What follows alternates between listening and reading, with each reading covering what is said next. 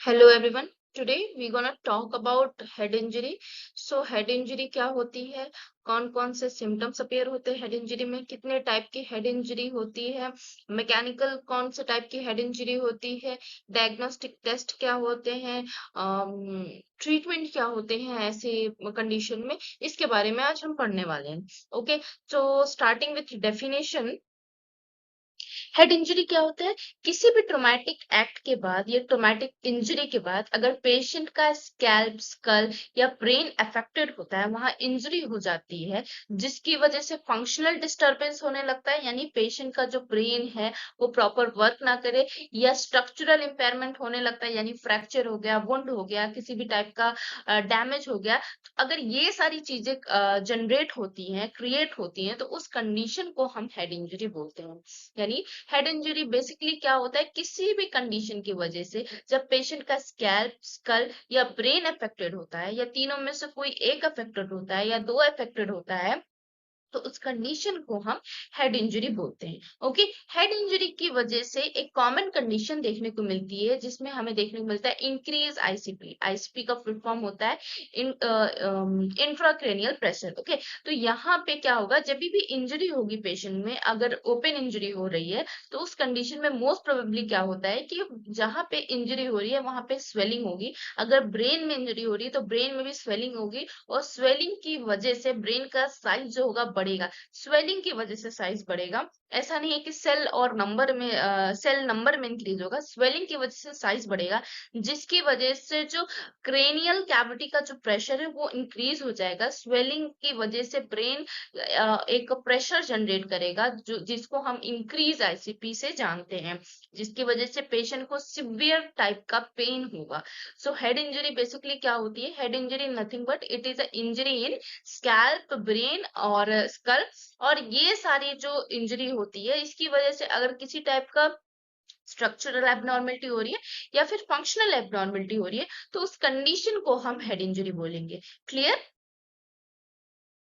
Now mechanism of head injury. Mechanism of head injury में हम पढ़ने वाले हैं कौन कौन से वे से जो होता है हेड इंजरी अकर होती है पेशेंट में। ठीक है, सबसे पहला है एसिलरेशन। एसिलरेशन में क्या होगा कि जो पेशेंट की बॉडी होगी वो यहाँ पे क्या होगा, इमोबाइल हेड होगा। मीन्स पेशेंट यहाँ पे, अगर सपोज कोई पेशेंट है वो बैठा हुआ है, ठीक है, अब वो पेशेंट बैठा है और कोई वो अपने रूम में वर्क कर रहा है, वर्क करने के बाद उसकी जो सीलिंग में जो फैन है वो फैन उसके ऊपर गिर गया आके, तो ये कंडीशन होगी एसिलरेशन ऑफ हेड इंजरी की। मतलब यहाँ पे जो पेशेंट होगा वो स्टेबल होगा, और जो ऑब्जेक्ट होगा वो मूविंग ऑब्जेक्ट होगा, यानी ऑब्जेक्ट यहाँ पे मोबाइल होगा। और इस तरीके की अगर इंजरी होती है तो उसे एसिलरेशन ऑफ हेड इंजरी बोलते हैं। ओके, देन हमारा है डिसेलरेशन। डिसेलरेशन जस्ट अपोजिट है एसिलरेशन की। इसमें क्या होगा, पेशेंट जो होगा मोबाइल होगा, और जो ऑब्जेक्ट होगा जिससे पेशेंट को इंजरी हो रही है वो स्टेबल होगा, या आप कह सकते हो रुका हुआ होगा, जो मूवेबल नहीं होगा। तो ऐसी कंडीशन क्या होती है, कभी कभी होता है कि पेशेंट बहुत ज्यादा एल्कोहलिज्म का पेशेंट होता है, तो क्या करता है, ड्रिंक करके फिर वो मूव जब करता है तो उसे समझ में नहीं आता वो किधर चल रहा है, किधर जा रहा है।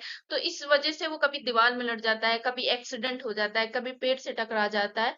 तो इस कंडीशन में आपने देखा कि यहाँ पे जो ऑब्जेक्ट है जिससे इंजरी हो रही है वो स्टेबल है। यहाँ पे पेशेंट मूविंग कंडीशन में, पेशेंट मोबाइल कंडीशन में है। तो यहाँ पे जो पेशेंट रहेगा, यानी डिसेलरेशन कंडीशन में जो ऑब्जेक्ट रहेगा वो फिक्स रहेगा, जबकि एसिलरेशन में जो ऑब्जेक्ट रहता है वो मूवेबल कंडीशन में रहता है। नाउ थर्ड है क्या हमारा, एसिलरेशन एंड डिसेलरेशन। इस कंडीशन में क्या होगा, इसमें दोनों ही patient as well as object दोनों ही कैसे होंगे, मूविंग कंडीशन में होंगे। राइट, पेशेंट भी मूविंग कंडीशन में रहेगा, एंड जो हमारा ऑब्जेक्ट है वो भी मूविंग कंडीशन में रहेगा। और ऐसे टाइप में जब इंजरी होती है, इस टाइम में जब इंजरी होती है, तो इस कंडीशन को हम बोलते हैं acceleration and deceleration injury. Okay, overall तीन मैकेनिज्म हमने पढ़ी, acceleration, deceleration and acceleration deceleration. Correct? Then so classification हम पढ़ने वाले हैं। अभी जो क्लासिफिकेशन पढ़ रहे हैं हम सीवियरिटी के बेसिस पे पढ़ रहे हैं। नेक्स्ट जो क्लासिफिकेशन हम पढ़ेंगे वो लोकेशन के बेसिस पे पढ़ेंगे। सीवियरिटी के बेसिस पे जो क्लासिफिकेशन है वो दो पार्ट में डिवाइडेड है। पहला माइल्ड हेड इंजरी है, दूसरा हमारा moderate to severe head injury है। माइल्ड हेड इंजरी तब हम कंसिडर करेंगे जब पेशेंट को इंजरी के बाद या तो पेशेंट का कॉन्शियस लेवल स्टेबल रहे या फिर कुछ सेकेंड से लेके कुछ मिनट के लिए उसका कॉन्शियस लेवल रिड्यूस हो जाए, ओके, या फिर अनकॉन्शियस आप बोल सकते हो। यानी ऐसी कंडीशन जिसमें पेशेंट या तो ओरिएंटेड रहे, कॉन्शियस रहे, या फिर अगर अनकॉन्शियस हो भी रहा है तो वो मिनट्स में, कुछ फ्यू मिनट्स में वो रिकवर हो जाए, तो उस कंडीशन को हम माइल्ड हेड इंजरी बोलेंगे। जिसमें हमें कुछ फिजिकल सिम्टम्स देखने को मिलेंगे, जैसे हेडेक हो गया, नोजिया वॉमिटिंग हो गया, फटीक हो गया, लिथार्जीनेस हो गया, स्पीच में प्रॉब्लम आएगी यानी स्लर्ड स्पीच जैसी कंडीशन देखने को मिल सकती है, डिजीनेस हो सकता है, बैलेंसिंग यानी गेट में प्रॉब्लम हो सकती है पेशेंट को। ये कुछ फिजिकल सिम्टम्स देखने को मिलेंगे ऐसे पेशेंट में। देन सेंसरी में हमें क्या देखने को मिलेगा, ब्लड विजन देखने को मिलेगा, टिनेटस देखने को मिलेगा जिसको रिंगिंग सेंसेशन ईयर बोलते हैं, सेंसिटिविटी हो सकती है पेशेंट को लाइट और साउंड से, डिस्कम्फर्ट हो सकता है पेशेंट को। कॉग्निटिव सिम्टम्स में हमें देखने को इरिटेबिलिटी देखने को मिलेगी, डिसोरिएंटेड होगा पेशेंट, मेमोरी एंड कंसंट्रेशन में प्रॉब्लम होगी, mood changes, yes mood changes इसमें देखने को मिलेंगे क्योंकि पेशेंट को यहाँ पे क्या होगा, इंजरी हुई है तो इंजरी की वजह से पेशेंट को पेन होगा, इस वजह से पेशेंट थोड़ा इरिटेबल हो सकता है, नॉर्मल उसका जो बिहेवियर होता है उससे डेविएंट बिहेवियर हो सकता है यहाँ पे पेशेंट का, ओके। देन नेक्स्ट है moderate to severe head injury. Moderate to severe head injury में क्या होगा, इसमें पेशेंट का जो लेवल ऑफ कॉन्शियसनेस होता है वो लॉस हो जाता है। इसमें कुछ मिनट से लेके कुछ घंटे और कुछ आवर तक या फिर कुछ दिन तक पेशेंट का जो लेवल ऑफ कॉन्शियसनेस होता है वो लॉस हो जाता है, राइट। इसमें आपको कुछ सिम्टम्स डिफरेंट देखने को मिलेंगे, जैसे अनकॉन्शियसनेस देखने को मिलेगा, पेशेंट पूरी तरीके से अनकॉन्शियस रहेगा, होश में नहीं रहेगा, जो कि कितनी देर तक हो सकता है, कुछ मिनट तक, सेवरल मिनट या आवर या डेज, कुछ दिनों तक भी रह सकता है। अब ये डेज कितने हैं वो ये डिपेंड करेगा पेशेंट की सीवियरिटी कितनी है, उतने दिन तक हो सकता है, ओके। नेक्स्ट है हेमीप्लेजिया। हेमीप्लेजिया का मतलब होता है paralysis of one side of the body. अगर बॉडी को अगर हम बात करें, बॉडी को अगर हम राइट और लेफ्ट में डिवाइड कर दें मिडिल पार्टीशन करके, तो एक साइड बॉडी की में जब पैरालिसिस हो जाता है, अपोजिट एक्सट्रीमिटी नॉर्मल रहती है और एक साइड में पैरालिसिस हो जाता है, उस कंडीशन को हम हेमीप्लेजिया बोलते हैं, ओके।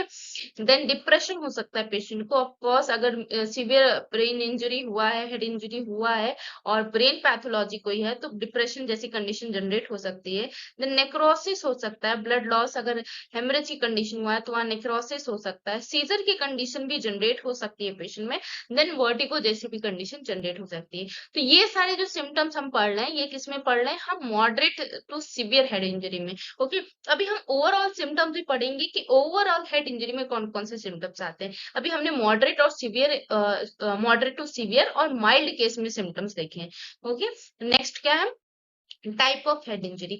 अब यहाँ पे जो हम टाइप ऑफ हेड इंजरी पढ़ेंगे लोकेशन के बेसिस पे बेसिकली पढ़ रहे हैं। तो हेड इंजरी को तीन पार्ट में डिवाइड किया गया है, जो कि ऑलरेडी हम लोग डिस्कस कर चुके हैं, स्कैल्प, स्कल एंड ब्रेन, तीन पार्ट में हमने इसको डिवाइड किया है। नेक्स्ट, यस, स्कैल्प इंजरी क्या होती है, it is a mild condition of head injury. Scalp मतलब हमारी जो स्कैल्प होती है उस पे इंजरी होती है, कभी कट लग गया या किसी चीज से डैमेज हो गया, हेमेटोमा फॉर्मेशन हो गया, तो वो माइल्ड कंडीशन में इंक्लूड होती है। It form concussion and laceration because many blood vessels bleed when injured, means यहाँ पे concussion की वजह से हो सकता है, अगर किसी ने हिट कर दिया तो उसकी वजह से हो सकता है। लेसरेशन का मतलब है वहां पे डैमेजिंग हो गया, वुंड का फॉर्मेशन हो गया, अगर उसकी वजह से हो रहा है। और यहाँ पे क्या होगा, समटाइम ब्लीडिंग भी हो सकती है क्योंकि जो ब्लड वेसल्स है यहाँ पे रप्चर हो गई है, उसकी वजह से ब्लीड भी हो सकता है।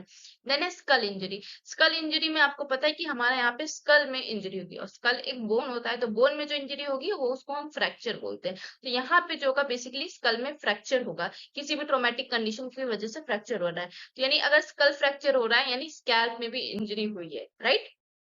तो स्कल फ्रैक्चर कितने टाइप का हो सकता है, लीनियर फ्रैक्चर हो सकता है, डिप्रेस फ्रैक्चर हो सकता है, सिंपल या कंपाउंड फ्रैक्चर भी हो सकता है, ठीक है।